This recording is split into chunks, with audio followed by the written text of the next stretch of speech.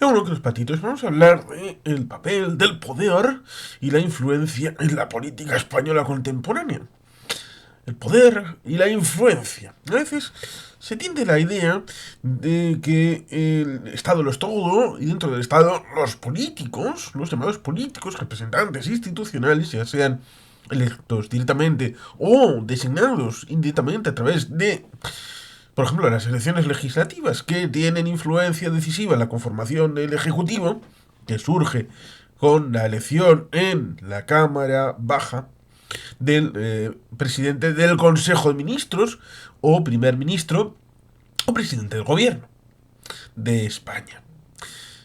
Que evidentemente también tiene influencias en el Poder Judicial respecto de la elección de los candidatos al CGPJ, bueno, en colusión con el tema del Senado, Gobierno, Senado, Congreso, el Tribunal Supremo, que viene derivado también del CGPJ, y la situación respecto del Tribunal Constitucional, que aunque no es parte orgánica del Poder Judicial, tiene importancia porque es el órgano encargado de velar por la jurisprudencia y constitucionalidad de todas las circunstancias del Estado. Y por el otro, evidentemente está el legislativo, el ejecutivo, el judicial, lo cual llevaría a ese libro de Alberto Garín y Fernando Díaz Villanueva contra la Revolución Francesa, respecto de esa memoria de los tres poderes surgidos de Montesquieu, pero que supone la eliminación de la multiplicidad de contrapesos que había exactamente en el periodo anterior.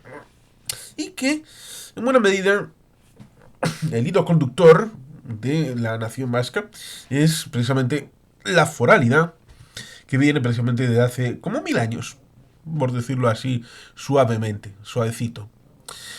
Por tanto, en esa situación en la que podemos encontrarnos, podemos ver, por ejemplo, una aristocracia funcionarial en el Madrid político, que nadie la ha elegido, pero puede retranquear, retrasar, obstaculizar decisiones políticas que surgen del Congreso o acuerdos que entre instituciones que luego deben de verificarse en el ministerio, y ese ministerio luego va frenando o va poniendo obstáculos con ciertamente una aristocracia funcionarial en el mayor de los repulsivos términos, porque viene de esa tradición de la corte, de la villa y corte, y en parte esas familias que estaban vinculadas a la corte han transmutado su poder a través del ámbito funcionarial dentro de las cúpulas, valga la redundancia, funcionariales de ciertos ministerios,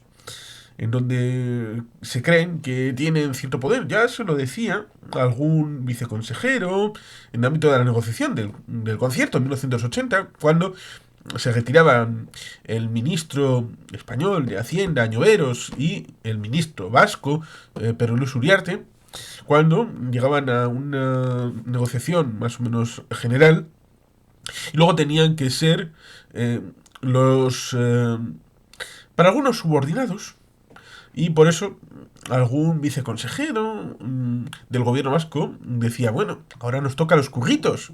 Y la parte española decía, de currito nada, yo soy secretario de Estado. Así que, ciertamente, esto del pavo subido tiene un correlato ciertamente en ese poder y en esa influencia donde no están los focos, donde no están los periodistas, pero donde sí están ellos, que son capaces de reordenar ciertas cosas o de retrasar, incluso de intentar lograr que aquello que se ha decidido políticamente, técnica y administrativamente, se elimine de la vía práctica. Por tanto, hay que tener una situación también de una técnica que se utiliza en el ámbito de la democracia participativa, como es el flujograma. Porque a veces podemos ver, por ejemplo, un instituto de administración pública. Tiene a un líder que es el formado para ello, es decir, designado, elegido para ser el director del instituto de administración pública, pero puede ser que no sea el que mueva las cosas, y sea el número dos, o que sea una directora general de un ámbito más inferior en el organigrama, o que lo que tú crees que es el orden natural de las cosas luego se subvierte en la vida real por otro esquema de cosas más funcional que el teórico. Por tanto, ciertamente hay que hacerse una composición de lugar y a veces se superpone esa visión de lo que debe ser o de lo que está planificado que es el organigrama del Estado, y luego hay otro que es cómo funciona realmente. Por tanto, hay que explorar esas dinámicas de poder político y económico también en España, por ejemplo, desde la transición hasta hoy. Y vamos con 5 subapartados. Primero, la evolución del bipartidismo y la aparición de nuevos partidos políticos. Un elemento que parece que se está cerrando en 2014 a 2024, los 10 años cabalgados en contra del bipartidismo que ha vuelto para quedarse o para volver a explotar de una manera más bestia. Porque en 2014 había un cierto cansancio de las políticas del PP y del PSOE, sobre todo mediatizado con una crisis económica que todavía no había sido superada, por lo menos de manera perceptiva por parte del público español. Pero había una ilusión.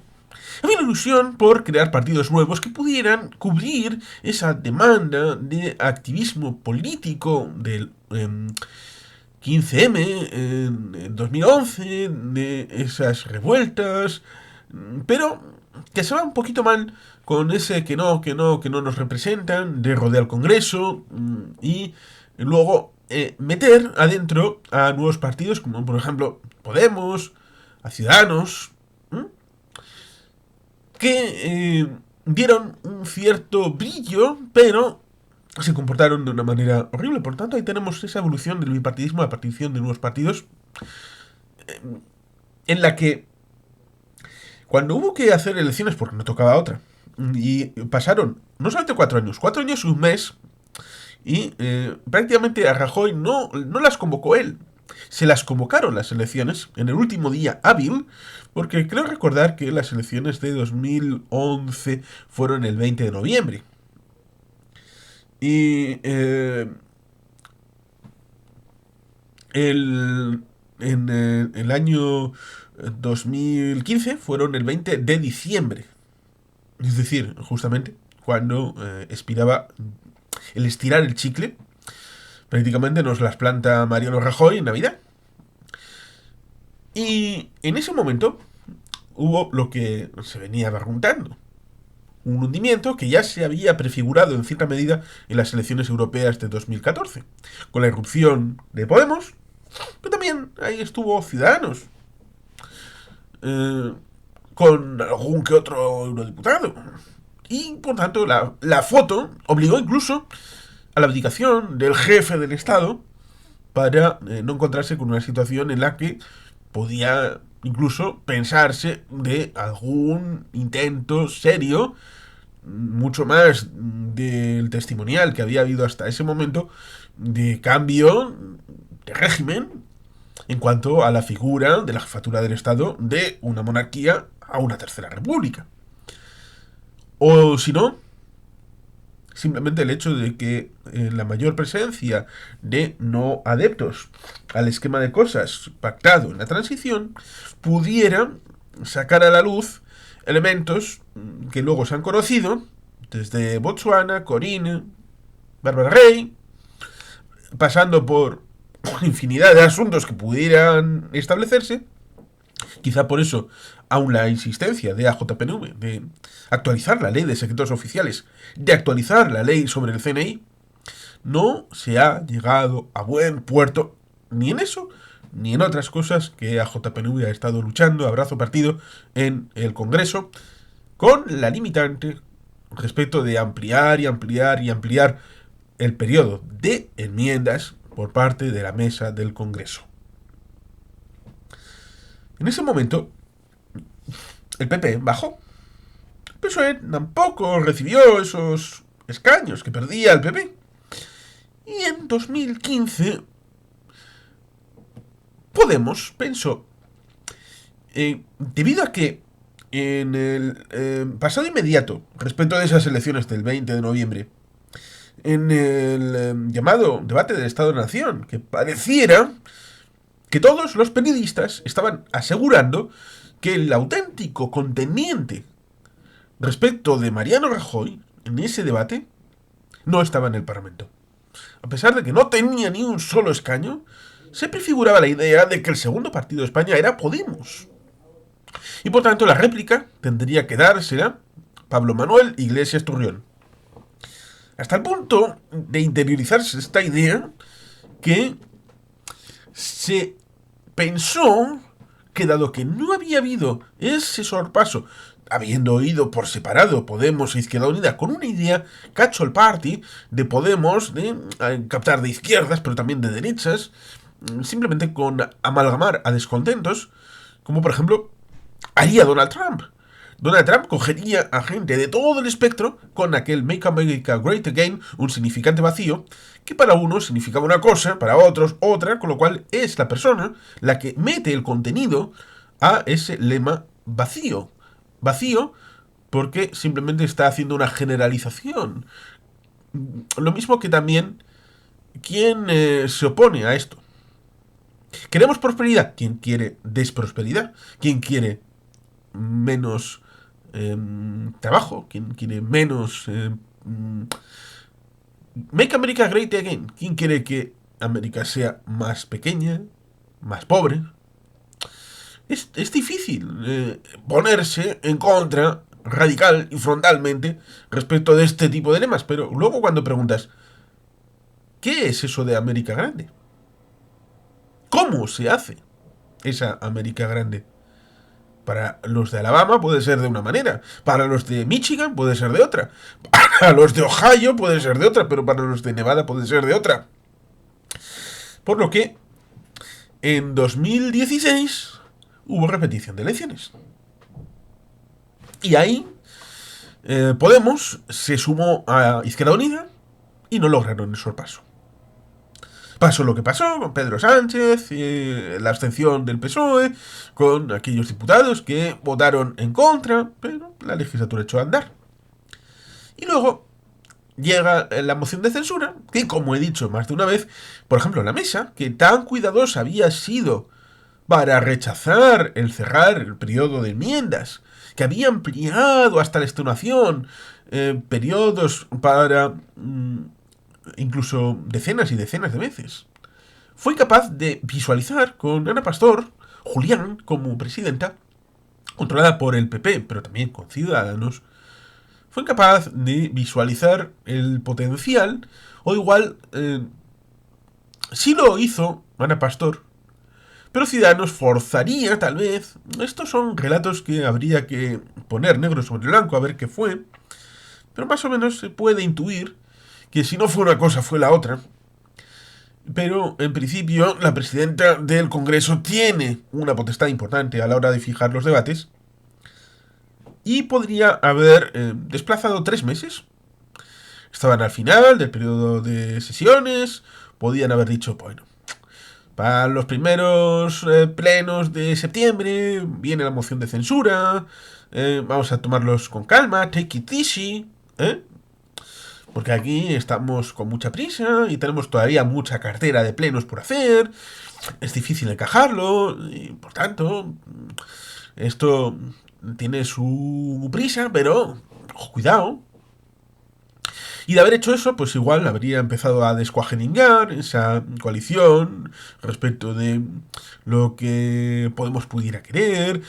Había pasado con el fracaso respecto del acuerdo del Botanic de versión Madrid en 2015, también en 2016. Y eso que estaban gobernando Podemos con el PSOE en algunas comunidades, como por ejemplo Valencia. Y así hubiera sido distinto. Pero Podemos quería el asunto rápido. Ciudadanos también quería el asunto rápido. En ese momento, en 2018, había lo mismo que había pasado con Pablo Manuel Iglesias Turrión, que daban de segundo o incluso primero, ganando elecciones. En 2015 recuerdo, por ejemplo, unas encuestas que daban primera fuerza a Podemos en Navarra, primera fuerza a Podemos en las elecciones forales de Álava. Y no recuerdo si había alguna encuesta que le daba bien para el Parlamento Vasco. Ninguna de las tres se ejerció, debido a que en ese 2015-2016 Podemos fue primera fuerza en las elecciones generales en el País Vasco.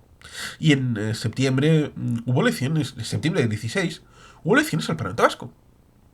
Por tanto, si en diciembre del 15 y en junio del 16 hubo un voto masivo a Podemos en el País Vasco, seguro que habría alguna encuesta que le daba primera fuerza a Podemos en el País Vasco. Como digo, ninguna de esas tres, ni en Navarra ni en Álava ni en el País Vasco, Podemos sacó lo que realmente estaba diciendo alguna encuestadora. Y este espejismo también lo llevó a Ciudadanos. En mayo-junio de 2018, Ciudadanos era visto como la primera fuerza en España, si había elecciones. El amigo Jesús de la Cruz, en un programa con Xavier Grandío en el canal de le comentó que lo que querían era forzar la maquinaria para que hubiera elecciones. Por tanto, no iban a favorecer ni el mantenimiento del gobierno del PP, cosa que hicieron puntualmente cuando salió la sentencia de Gürtel, diciendo no te vamos a apoyar ni en el día que es, ni en la hora que es, ni en ningún otro tema que puedas plantear. Y por tanto esa ruptura de esa minoría mayoritaria del PP con Ciudadanos desencadenó realmente todo lo demás. Porque entonces ya habría una mayoría de bloqueo con lo que había en la oposición, en el PSOE y en Podemos, y en algunos grupos que estaban por alrededor, dejando la situación en si habría una dimisión, si habría... Y eso llevó a esas elecciones de comienzos de 2019 y la repetición de las elecciones debido a que Ciudadanos y el PSOE no llegaron a un acuerdo de gobierno debido a que tenía la percepción inflada por esas encuestas de que Ciudadanos podía dar el sorpaso al PP. Pero incluso había flipaos que pensaban que podía dar el sorpaso al PP y al PSOE y convertirse en primera fuerza de España, a pesar de que esa idea que podía verificarse según las encuestas de mayo-junio del 18, en el momento de hacer las elecciones, que fue primeros de 2019, se verificó que, cierto es, Ciudadanos obtuvo 57 escaños, lo cual no es poco. Recordé alguna vez en el programa correspondiente respecto de la situación en 1987, respecto del partido AP, del partido liberal y de CDS, que pudiera haber reconfigurado la derecha en España, habiendo un acuerdo entre el Partido Liberal y creo que de Óscar Alzaga y el CDS de Adolfo Suárez, que hubiera dado el sorpaso a Alianza Popular y que hubiera llevado tal vez a Óscar Alzaga o al Duque de Suárez a liderar la alternativa de centro derecha al PSOE de Felipe González. Esto no se dio y AP logró capear el temporal, volvió el timón al patrón Fraga durante un momento y al final hicieron el Congreso de Refundación de 1990 en Sevilla.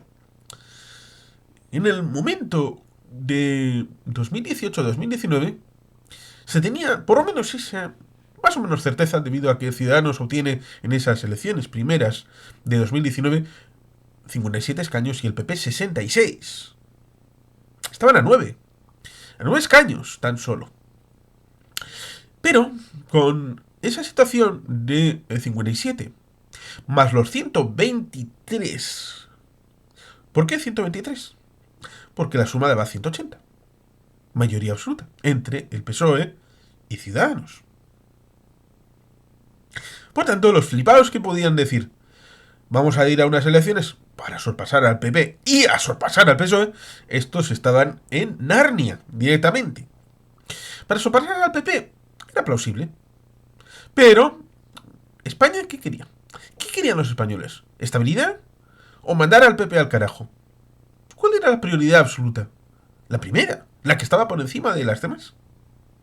Probablemente una cierta estabilidad debido a moción de censura en mayo-junio del 18, luego el hecho de no poder aprobar presupuestos, ir a unas elecciones y la amenaza de hacer unas nuevas elecciones simplemente por el prurito de sorpasar al PP, lo mismo que el prurito de Podemos, pero también de Pedro Sánchez, pero sobre todo de Pablo Manuel Iglesias Turrión, de intentar sorpasar al PSOE en esa repetición de las elecciones en 2016, pudo hacer que se bajara en esa segunda elección de 2019 a 10 escaños.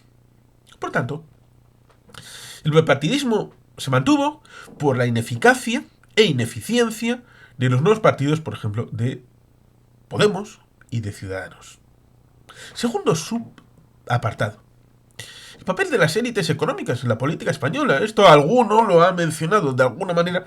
Por ejemplo, bancos, empresas del IBEX, influencian las decisiones políticas respecto de cabildeos con diputados, en ministerios, una situación que seguramente alguien lo ha estudiado de una manera bastante razonable, pero que es un factor que seguramente habrá que tener en cuenta en su debida medida. Tercer subapartado, la corrupción política en España. Como casos emblemáticos, Gürtel, ERE, impacto en la percepción pública. La percepción de corrupción es distinta de la corrupción existente. Por ejemplo, en Rusia, el señor Prego, de Crónicas de la Estepa Rusa, habla de la gran corrupción, pero también de la pequeña corrupción, esa que le das unos miles de rublos al mecánico para que tu coche vaya primero, le das unos miles de rublos al policía para que tu multa o bien desaparezca, o se postergue, o se minimice. Es llevar una botella de vodka al médico para que te pase primero. Esa pequeña corrupción que está generalizada y que está aceptada, porque a fin de cuentas los representantes institucionales, el ámbito político, responde a un esquema de espejo respecto de lo que las sociedades. Los políticos no son gente venida de Marte que ha sido aterrizada con helicóptero o con paracaídas en las sociedades. Son extracto de la sociedad en la que están.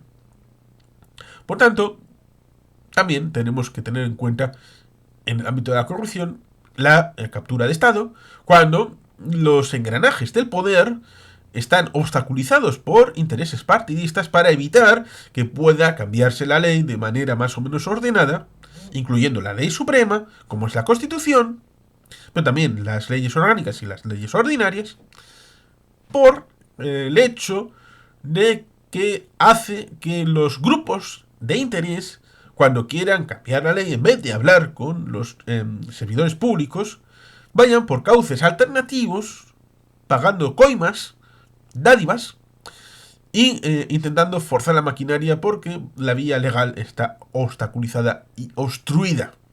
Y eso sería un problema. Creo que en España no es el caso, pero ciertamente el potencial de corrupción va ligado simplemente al hecho humano.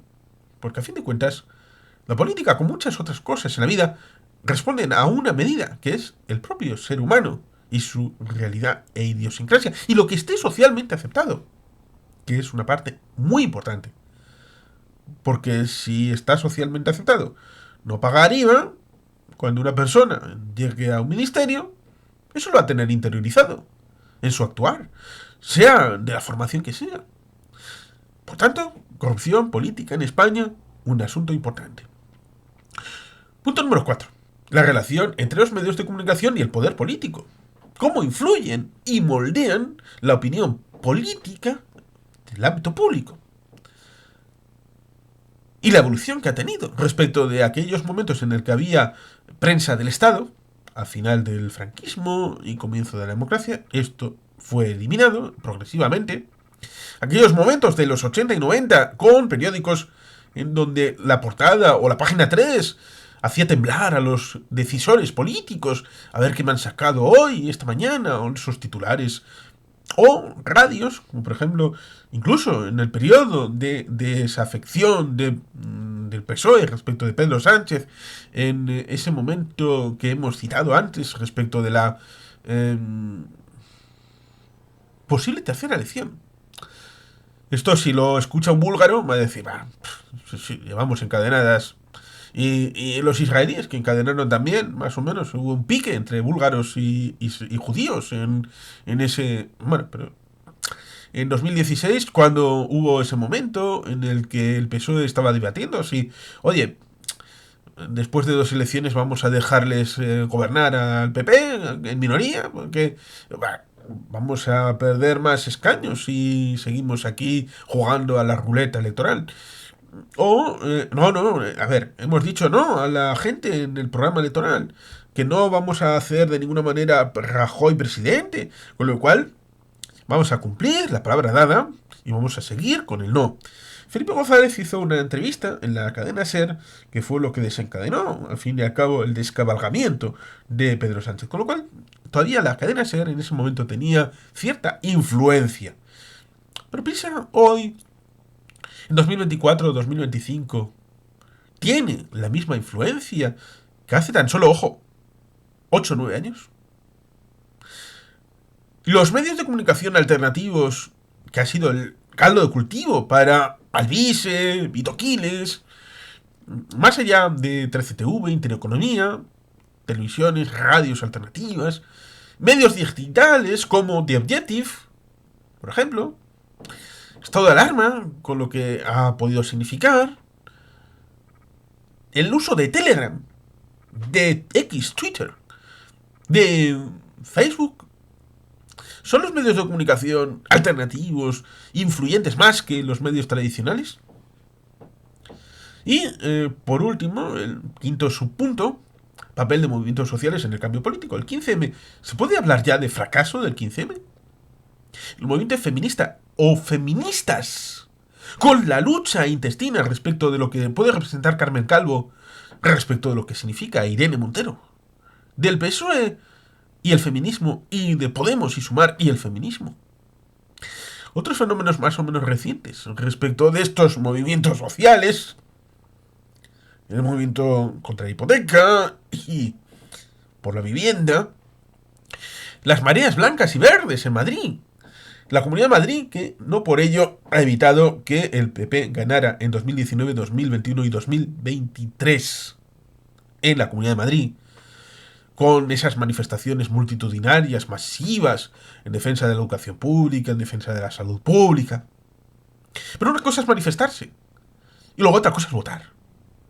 Y en el voto gana el PP, por mucho anti-PP y anti-Ayuso que haya en las calles. Por tanto, hay que tener más o menos claras cuáles son las circunstancias respecto también del poder, de los funcionarios, de la administración, de aquellos que están en otra órbita, pero que influyen, que tienen poder, que tienen influencia en la política, pero no salen en la foto, que no están en el Congreso, que no están en el Senado, que no están en el Consejo de Ministros, pero sí tienen una voz importante y se les escucha respecto de lo que sucede. Por tanto, recapitulando, el papel del poder e influencia en la política española contemporánea, como por ejemplo esas dinámicas de poder político, económico, en España desde la transición, que son ya, pues, pronto va a hacer 50 años desde la muerte de Paquita la Culona, como diría Queipo de Llano.